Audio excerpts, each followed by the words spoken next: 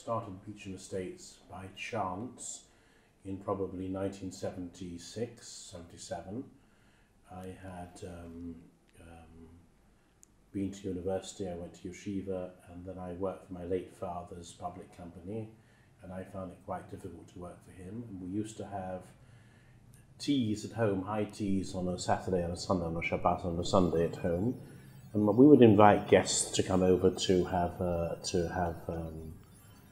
that meal with us. And on one occasion, a friend of mine who'd just come down from Oxford came down and told me he'd bought a residential estate agency in London. Would I like to join him? The moment was absolutely opportune, and I said, yes, I'd love to do so. He asked me to put a small amount of loan capital into the business, which I did. That must have been, again, 77 or so.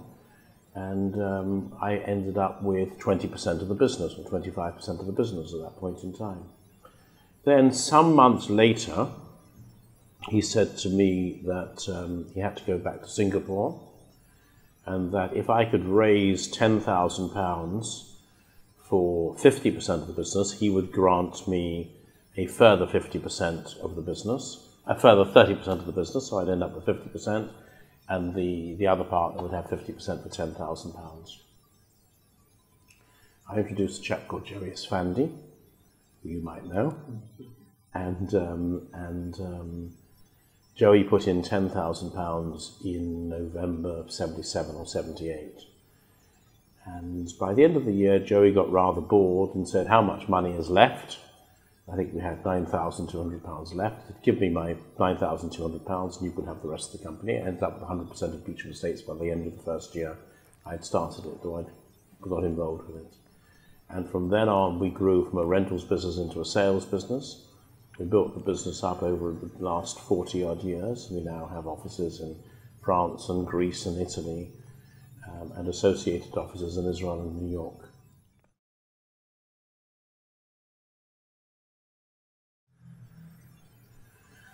Highlights.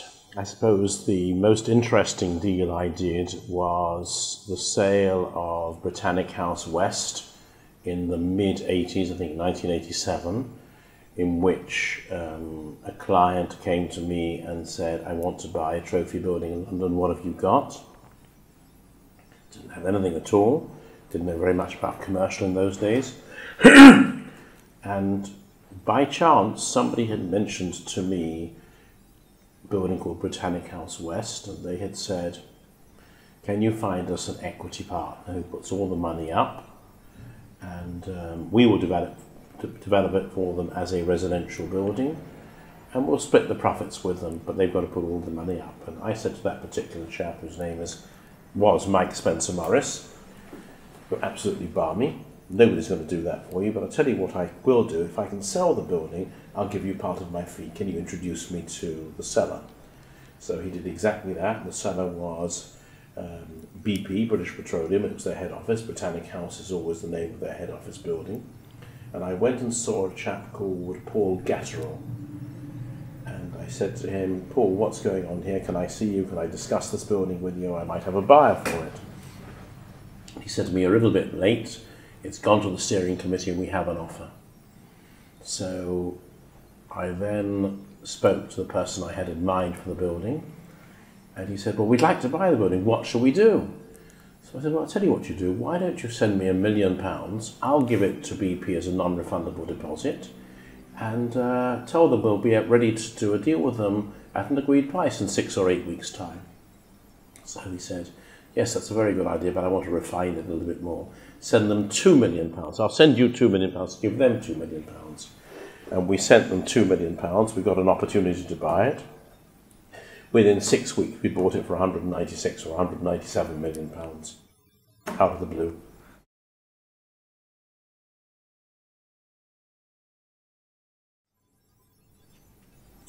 Well, I'm what you call somebody who was born Jewish, FFB.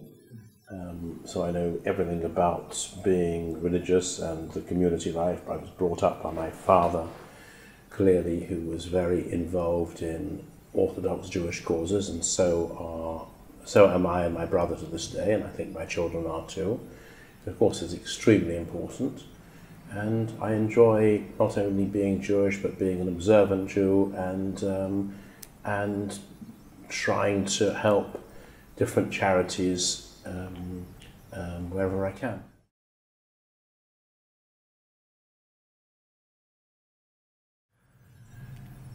Have Jewish values influenced the way I do business? I suppose they've kept me very much in the correct line, the correct way of doing business. Perhaps if I didn't have such strict values, I might have been a little bit less strict in the way I conduct myself. But I think the value system I have teaches me and has taught me, and hopefully I've taught others, that one has to have integrity at all possible times.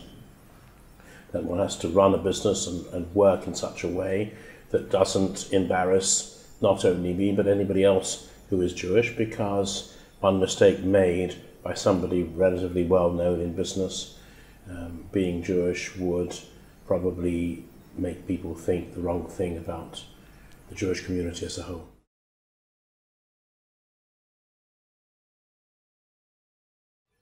The do's and don'ts in property, well, I can only answer that from an agent's point of view.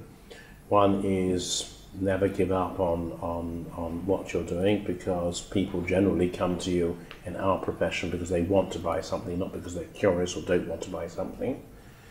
So never write off a potential buyer at any point in time. The more you work, the more you have to work to get that sale closed. In terms of a client who wants to sell a house with you, again, you have to remember that they're not generally property professionals, and they have to listen to your advice, or they should listen to your advice, but sometimes they're a little bit more stubborn than you'd like them to be, and work at it, and eventually you'll get there. If you explain things correctly and give them honest, straightforward advice, backed up with a detailed knowledge of the market, you should be able to succeed.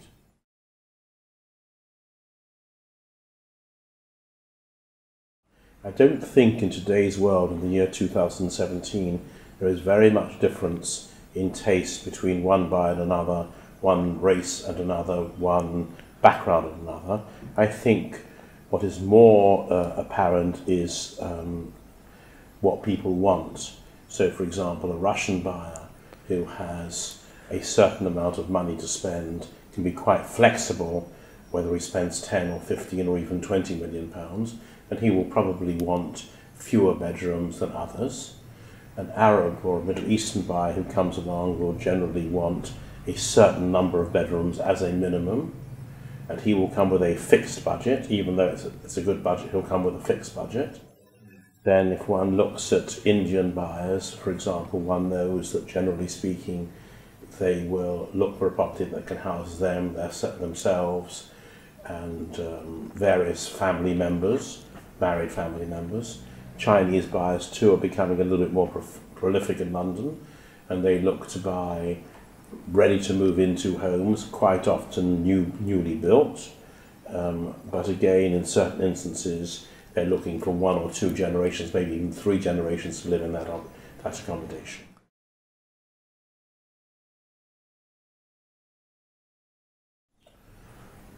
Are conditions in the central London property market bad at the moment?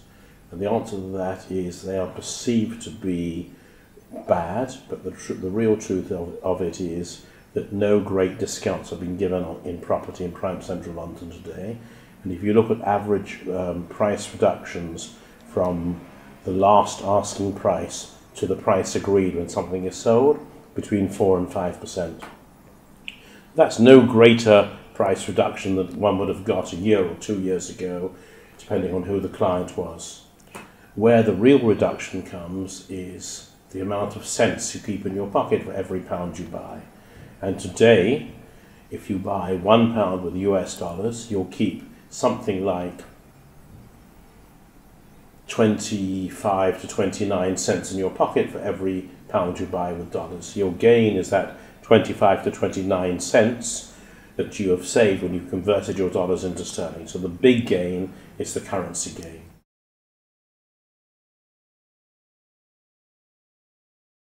There has certainly been a transactional slowdown since Brexit.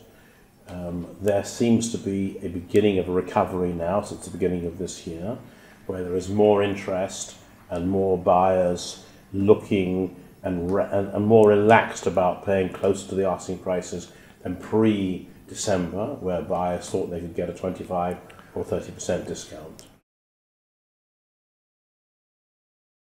Has Brexit played a role in the slowdown of the market in property in prime central London?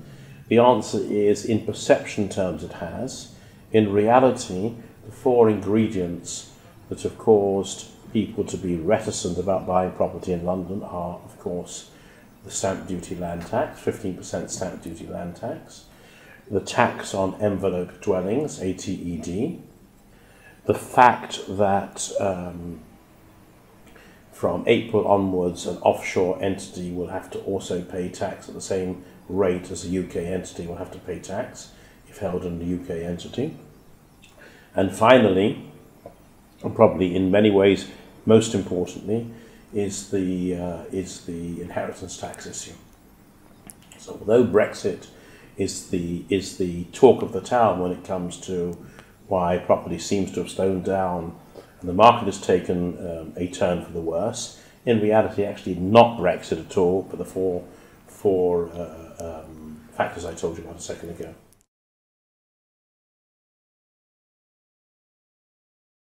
I suspect if the truth were to be known, it would be economic reasons rather than political reasons. Wanted to increase the revenue to their coffers. Who will take advantage of quite what I don't know, because still the perception is out there that one can buy at discounts. It's still only a perception. I think people are aware today that their buying power is greater because they're using euros or dollars. I think people are also saying to themselves, it's time to buy because discounts aren't available. Property is good, it's cheap in our own currency. And I don't think you're really talking about investors as such, unless you're talking about American institutions who generally don't buy residential, buy commercial investments. But I think people who are coming from mainland China, believe it or not, there are many of them coming now, and their budgets are much higher than they were some years ago. When we started dealing with Chinese buyers, their budgets were £2 or £3 million. Today you still have a plethora of those wanting to buy for their children, who, by the way, are getting younger when they come to England. So until some years ago it was undergraduates, but parents buying for undergraduates. Today it's parents buying for those in the sixth form, who are going to come to do their sixth form studies in England, then go on to university, and they're buying at an average of £1 million each. But then you've got some super rich buyers who are spending £15 million and upwards. We know of sales that have taken place. We've recently sold a flat just under 17 million to a Chinese buyer, and of course we know of the sale that took place at over 80 million in Kensington Palace Gardens to a Chinese buyer.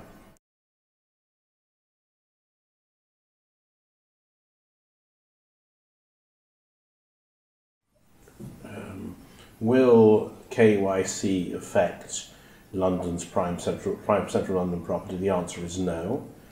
In the main today, everybody understands that they have to provide the correct KYC documentation for an agent and a lawyer and a bank to take matters forward. The KYC compliance is very stringent for agents, much more stringent for lawyers, and very stringent for banks. We are not allowed to show a single property without our KYC being in place.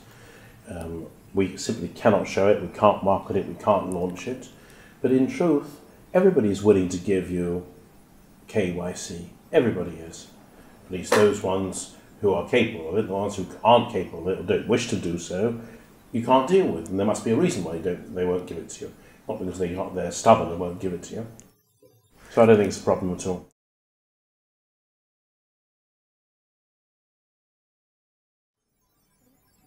The rental market has taken off over the last 3 or 4 years, and it's not really at the middle and top ends of the market related to the slowdown in the residential market, sales market at all. It's simply because some of the super rich who come here for a short period of time realise the great benefits of renting a top quality property without having to own it. We've been involved in several rentals of properties in prime central London, ranging from £1 million to £1.5 million per annum, where the buyers are very capable of spending huge amounts of money on buying property. In some cases, they've rented because they bought something and they're taking quite a period of time to renovate it. In other cases, they simply say, I'm only here once a month. I don't need to buy anything, but I need to have good accommodation here. So at that level of the market, there's no correlationship between sales and rentals. At the lower end of the market, there's a great correlationship between sales and rentals are stronger than sales for those reasons. The less rich somebody is, the more likely is that he's going to be price sensitive and wants to get some form of a bargain. And if the perception is the market is soft and I'd like to buy at a discount and he can't get one, he may as well rent rather than buy. And if you look at the correlationship between rent achievable and capital value, it's quite often between 2 and 3%, closer to 2 than 3%. Now, if you look at interest rates and what you can borrow money at, you can probably borrow money at almost those rates today. Maybe less, maybe a bit more, but your quid's in. So in many respects, if you're hoping for a price reduction in the property market, which might be unrealistic, but nonetheless, if you're hoping for that, you're certainly better off to rent, and that manifests itself more at the lower end of the market.